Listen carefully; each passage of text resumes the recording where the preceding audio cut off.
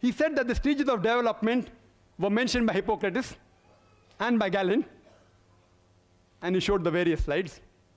The point to be noted, just because someone says some things which are matching with the Quran, that doesn't mean that Quran has been copied from that.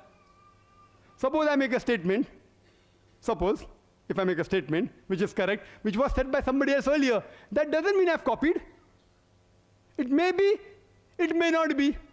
To use the conflict approach to the Quran, yes, he copied. Okay, fine. But let's analyze. The Quran doesn't take the things which were wrong from Hippocrates. If you would have copied, you would have copied everything. It is logical. Unless he's a scientist, okay, this is correct. Oh, this is wrong. I won't copy that. This is correct, I'll copy that. All the stages of Hippocrates and Galen is not the same as the Quran. Hippocrates and Galen doesn't speak about leech-like substance. They don't speak about mudga at all. Where do they speak? Hippocrates and Galen, at that time they said that even the women have got semen. Who says that? Even the Bible says that. If you read in the Bible, it mentions in Leviticus chapter number 12, verse number 1 to 2, that women give out seed. So actually Bible is copying from Hippocrates. And Bible says in Job, chapter number 10, verse number 9 and 10, that we have made the human being from clay, like poured out milk and curdled cheese. Poured out milk and curdled cheese is exact plagiarization from Hippocrates.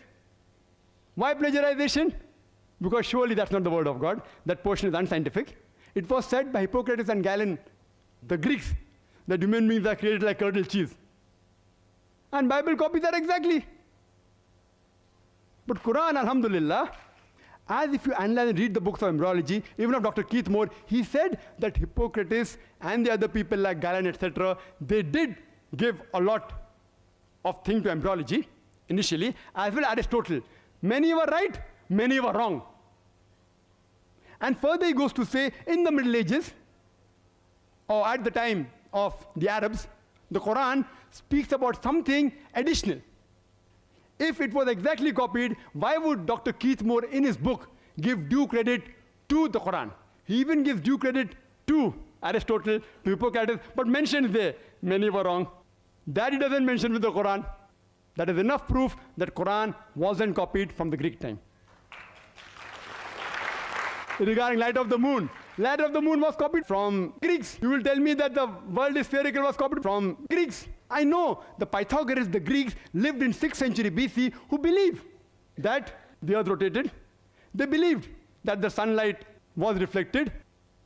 If Prophet Muhammad Nauz copied, why didn't he copy? They believed the sun was stationary. They believed sun was the center of the universe. So why did Prophet Muhammad copy the correct things and delete the things which were not correct? This is sufficient proof that Prophet Muhammad, peace be upon him, did not copy. He goes to give a list that from Greek to Syriac, Syriac to Arabic, and big research. One statement of the Quran is sufficient to disprove it. The Quran says in Surah Ankabut, chapter 29, verse number 48, that thou wast not able to recite any book before this, nor was thou able to transcribe with the right hand. If it was so, the talkers of vanity would have surely doubted. The Prophet was an ummi. He was an illiterate. This fact of history is sufficient to prove that he didn't plagiarize from anywhere. Enough. Imagine, even a scientist who is very literate cannot do this thing, but Allah in His divine guidance made the last prophet as an ummi, so that the talkers of vanities, like people who write books against Islam, they cannot open their mouths. The Prophet was ummi. There are various things that I can continue, speaking of the Bible. I've covered up all his arguments against Quran. Alhamdulillah, not a single point to prove Quran is against science. He has not touched on 22 points of mine, touched on 2, not proven. So all 22 yet prove that Bible is incompatible with modern science.